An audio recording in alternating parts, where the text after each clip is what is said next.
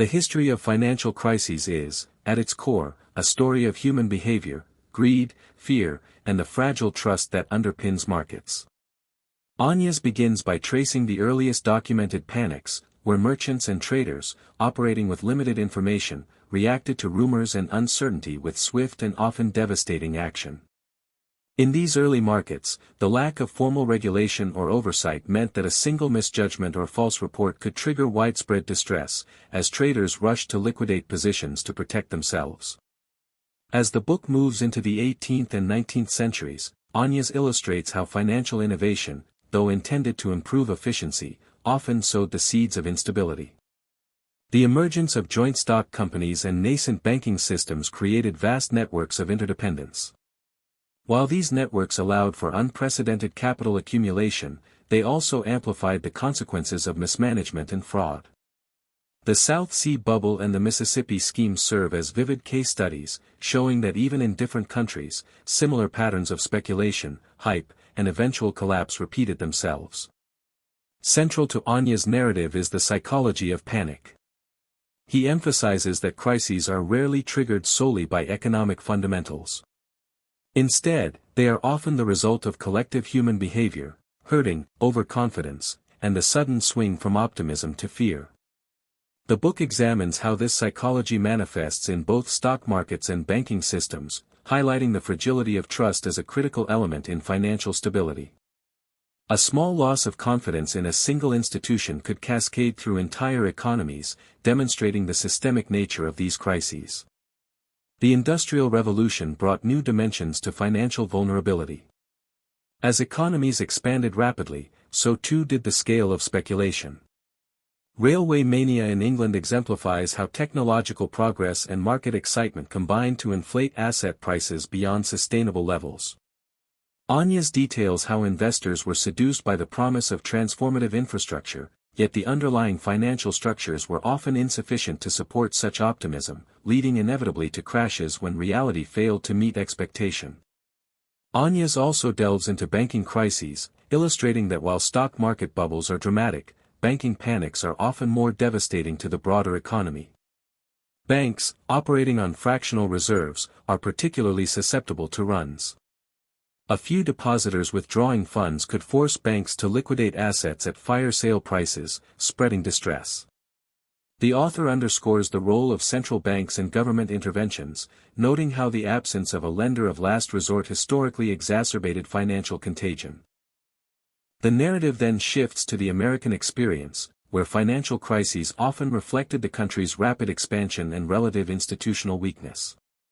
From the panic of 1837 to the crash of 1929, Manias tracks patterns of credit expansion, speculative bubbles, and regulatory shortcomings. Each episode is carefully analyzed to show how lessons were sometimes learned too late, with reforms often reactive rather than preventive, leaving new vulnerabilities in place. Manias is particularly skilled at weaving human stories into the broader financial analysis. He recounts the lives of speculators, bankers, and ordinary citizens caught in the tides of boom and bust. These personal narratives bring texture to the crises, demonstrating that the consequences of financial upheaval are not merely abstract numbers but tangible human suffering, reshaping communities and even political landscapes. A recurring theme in the book is the tension between innovation and risk. Financial instruments, derivatives, complex securities, and new lending mechanisms often promise efficiency and profit. Yet Manias shows how each innovation carries the potential for misuse, mispricing, or misunderstanding. The author emphasizes that vigilance and regulation must evolve alongside innovation, or history's cyclical panics will inevitably repeat themselves.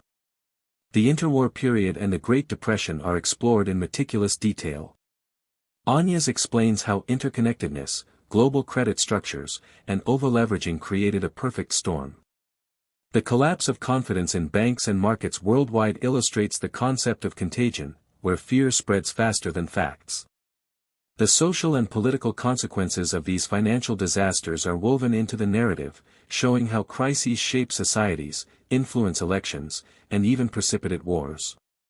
Manias also highlights the role of government and central banks in both preventing and exacerbating crises. Policy missteps, whether through overregulation, underregulation, or misguided interventions, often had long-lasting effects.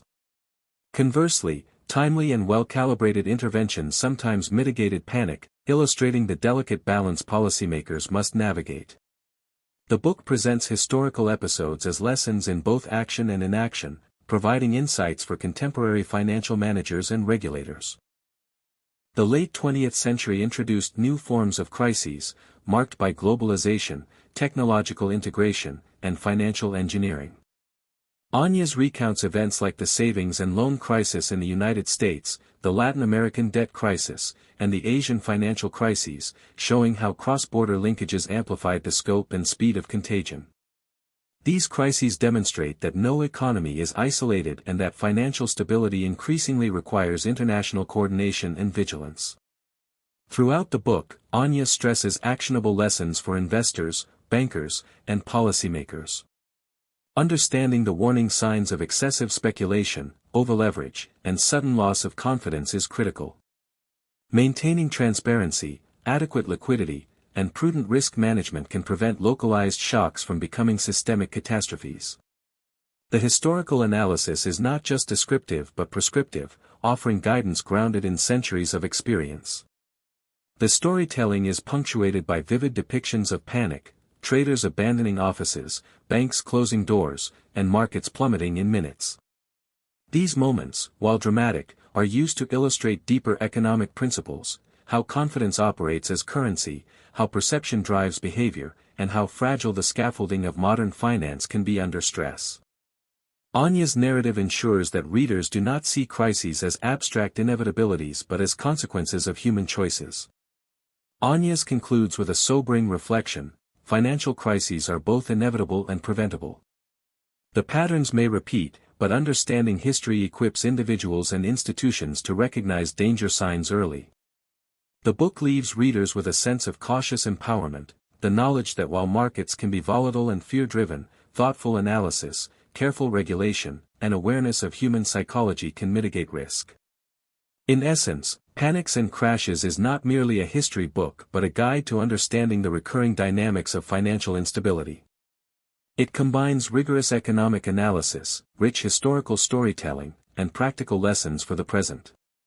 By examining centuries of booms and busts, Manias provides a lens to anticipate, interpret, and navigate the ever-shifting landscape of finance, making the book invaluable for anyone seeking to grasp the forces that shape markets and economies.